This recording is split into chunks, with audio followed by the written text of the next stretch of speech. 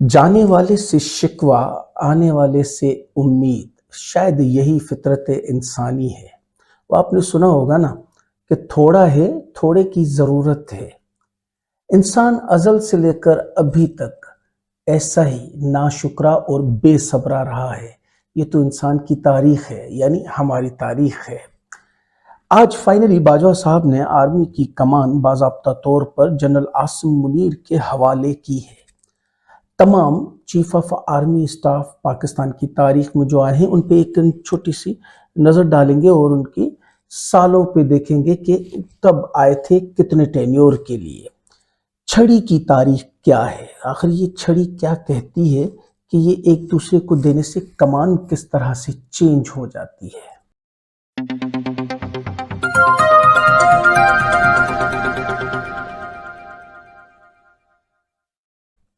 अस्सलाम वालेकुम, welcome to operation तज्ज़िया विद शारिक मकबूल। आज 30 नवंबर 2022 है और बुध का दिन है।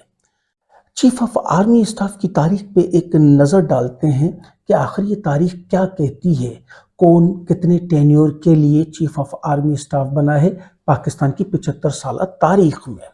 1972 जनरल टिक्का खान के चीफ ऑफ आर्मी स्टाफ बनने से पहले ये ओहदा कमांडर इन चीफ के नाम से पहचाना जाता था या जाना जाता था। 1947 से लेकर 1972 तक पाक आर्मी के 6 कमांडर इन चीफ रह चुके हैं। उनके नाम बताते हैं आपको और उसके बाद फिर जितने भी आए वो कहलाए चीफ ऑफ आर्मी स्टाफ यानी COAS। सबसे पहला जनरल सर फ्रैंक मैसर्वी 1947 से लेकर 1948 तक रहे। दूसरे जो कमांडर इन चीफ रहे वो थे जनरल डगलस ग्रेसी। 1948 से लेकर 1951 तक उन्होंने कमान संभाली पाकिस्तान आर्मी की। तीसरे नंबर पे आते हैं जनरल अयूब खान, जो कि पहले 4 स्टार और फील्ड मार्शल रहे, यानी पाकिस्तान की तरफ से पाकिस्तानी अवाम में से जो पहला जनरल बना वो बना जनरल अयूब खान 1951 से लेकर 1958 तक। उनके बाद आए जो कि चौथे जनरल हैं जनरल मूसा खान 1958 से लेकर 1966 तक, यानी 8 साल का टेन्योर उनका रहा। पांचवें कमांडर इन चीफ आए जनरल याहिया खान 1966 से लेकर 1971 तक, यानी 5 साल दौर इनका रहा। उसके बाद छठे और आखिरी कमांडर इन चीफ आए जनरल गुल हसन खान 1971 से लेकर 1972 तक। अगर पाकिस्तान की तारीख आप देखेंगे तो उसमें ये सबसे कम टेन्योर पे रहने वाला कोई भी चीफ ऑफ आर्मी स्टाफ या कमांडर इन चीफ दोनों में से एक आप कह सकते हैं, तो सिर्फ 1 साल के लिए रहे ये गुल हसन साहब। इसके बाद तारीख में इसका नाम यानी इस ओहदे का नाम चेंज होकर कमांडर इन चीफ से चीफ ऑफ आर्मी स्टाफ हो गया और उनमें पहला जो चीफ ऑफ आर्मी स्टाफ आया वो है जनरल टिक्का खान 1972 से लेकर 1976 तक। उसके बाद 8वां चीफ ऑफ आर्मी स्टाफ आया जनरल ज़ियाउल हक 1976 से लेकर 1988 तक। सबसे जो तवील अरसे तक पाकिस्तान की तारीख में आज तक कोई चीफ ऑफ आर्मी स्टाफ रहे हैं तो वो रहे हैं जनरल ज़ियाउल हक साहब। उनके बाद जो चीफ ऑफ आर्मी स्टाफ आए यानी 9th chief of army staff general Aslam Baig साहब 1988 से लेकर 1991 तक 3 साल के लिए। उसके बाद आए जनरल आसिफ नवाज 1991 से लेकर 1993, यानी सिर्फ 2 साल के लिए। उनके बाद आए जनरल अब्दुल वहीद काकड़ 1993 से लेकर 1996 तक। उनके बाद आए 12वें chief of army staff general Jehangir Karamat 1996 से लेकर 1998 तक, यानी 2 साल के लिए। और उनके बाद आए जो कि हमें यानी हमारे होश में हमें याद है कि कौन जनरल आए और पहली मार्शल लगी, यानी 13वें चीफ ऑफ आर्मी स्टाफ आए जनरल परवेज मुशर्रफ 1998 से लेकर 2007 तक, यानी 9 साल तक वो चीफ ऑफ आर्मी स्टाफ रहे। उनके बाद आए 14वें chief of army staff general Ashfaq Parvez Kayani 2007 से लेकर 2013 तक। 15वें जो चीफ ऑफ आर्मी स्टाफ आए वो आए जनरल राहील शरीफ 2013 से लेकर 2016 तक। ان کے بعد آئے 16ویں chief of army staff general Qamar Javed Bajwa صاحب، جو کہ 2016 سے لے کر 2022 تک چیف آف آرمی اسٹاف رہے، جنہوں نے کل تقریب میں اپنی کمان والی چھڑی اسٹک سید منیر شاہ کے حوالے کرتے ہوئے ان کو نیا chief of army staff declare کر دیا گیا ہے، یعنی 17واں chief of army staff Pakistan کا، جو کہ 2022 میں اپوائنٹ ہوا ہے۔ کب تک چلیں گے یہ آپ کو وقت کے ساتھ پتہ چلے گا۔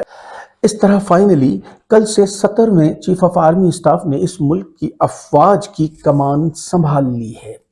کل بروز منگل 29 نومبر 2022 پہ ایک خوبصورت تقریب میں کمان چینجنگ ہوئی، جو کہ سبکدوش ہونے والے chief of army staff Bajwa صاحب نے اپنی کمان والی چھڑی نئے آنے والے چیف آف آرمی اسٹاف سید منیر شاہ کے حوالے کی۔ پاک افواج کی کمان اب ان کے سپرد ہے، یعنی سید منیر شاہ، بلکہ جنرل سید منیر شاہ صاحب کے حوالے کر دی۔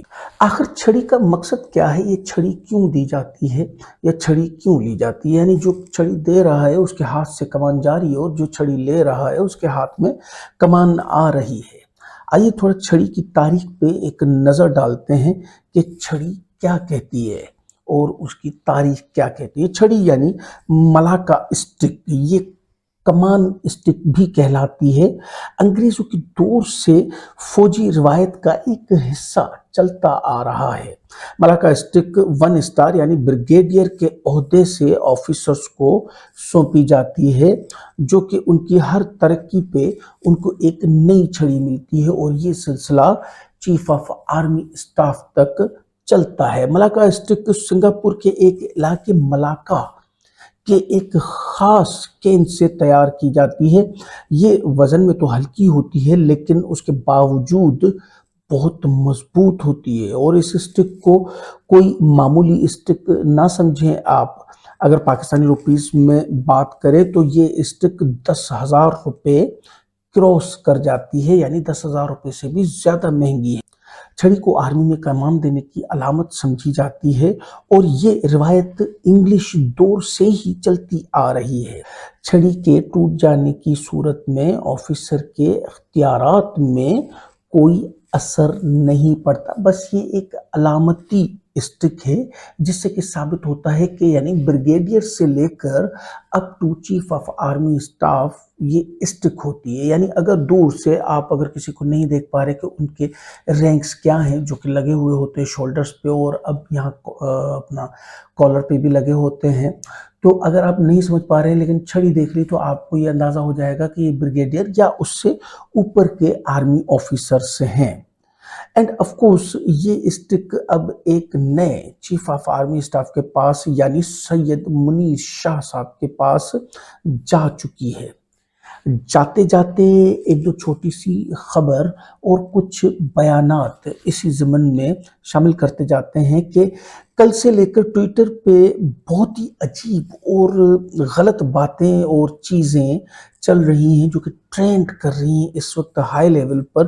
میں ان کو پڑھ کے سنانا بھی نہیں چاہتا ہوں، بہت عجیب سی ہیں، پیچھے ہیں، آپ دیکھ سکتے ہیں ان کو کہ اس وقت ٹاپ 10 ٹرینڈنگ جو ہے وہ کیا چل رہی ہے۔ لیکن اصل میں خبر دینا میرا فرض ہے، اور میں خبر کے طور پہ ایک خبر تو آپ کو بتا سکتا ہوں، لیکن کچھ چیزیں ایسی ہوتی ہیں جو کہ بہت ہی گری ہوئی ہوتی ہیں اور ہم ان کو اپنے منہ سے دہرانا نہیں چاہتے ہیں۔ اسد عمر صاحب نے اپنا بیان دیتے ہوئے کہا ہے کہ جنرل عاصم منیر کی اولین ترجیح قوم اور فوجی قیادت کے درمیان احترام و محبت کا رشتہ بحال کرنا ہے۔ نہ یہ رشتہ یک طرفہ ہو سکتا ہے اور نہ ہی طاقت اور جبر سے حاصل ہو سکتا ہے۔ 8 ماہ کے فیصلوں نے اس رشتے کو بری طرح ٹھیس پہنچائی ہے۔ ملک کا دفاع کرنے والے فوجی پر قوم آج بھی ناز کرتی ہے۔ جنرل باجوہ صاحب جاتے جاتے اپنی اسپیچ میں کہہ کے گئے کہ میں عنقریب گمنامی میں چلا جاؤں گا، لیکن فوج سے میرا روحانی تعلق ہمیشہ قائم رہے گا۔ جب بھی فوج کو میری ضرورت پڑے گی میں वापस आऊंगा। बैरिस्टर एहतशाम साहब इनके रद्द अमल में ये फरमाते हैं कि जनरल बाजवा साहब का कहना है कि अनकरीब वो गुमनाम हो जाएंगे, दुरुस्त नहीं है। क्या अयूब खान, याहिया खान, ज़ियाउल हक गुमनाम हो गए? तारीख के अपने उसूल व कवानीन हैं, वो हर किरदार को याद रखती है। जनरल बाजवा की लिगेसी पर भी तारीख अपना फैसला देगी, जिसे याद रखा जाएगा। इमरान रियाज खान भी इसी बयान के रिएक्शन में अपना बयान देते हैं कि जनरल बाजवा, कौम आपको कभी गुमनाम नहीं होने देगी, आपके एहसानात का बदला चुकाती रहेगी। आप कहीं भी पाकिस्तानियों को नजर आए तो वहीं आपको खराज तहसीन पेश कर दिया जाएगा। थोड़ा सा तंजिया है, मतलब तो आप समझ चुके होंगे, मैं मतलब नहीं वजह कर सकता आपको। मिलते हैं अगली वीडियो में कुछ नई खबरें और उन पर मोतबर तज्जियों के साथ। क्या सुनना चाहते हैं, क्या देखना चाहते हैं, हमें अपने कमेंट्स में ज़रूर बताइए। चैनल को सब्सक्राइब करें, वीडियो को लाइक करें, अपनी फैमिली और फ्रेंड्स के साथ शेयर करें। शुक्रिया। पाकिस्तान जिंदाबाद।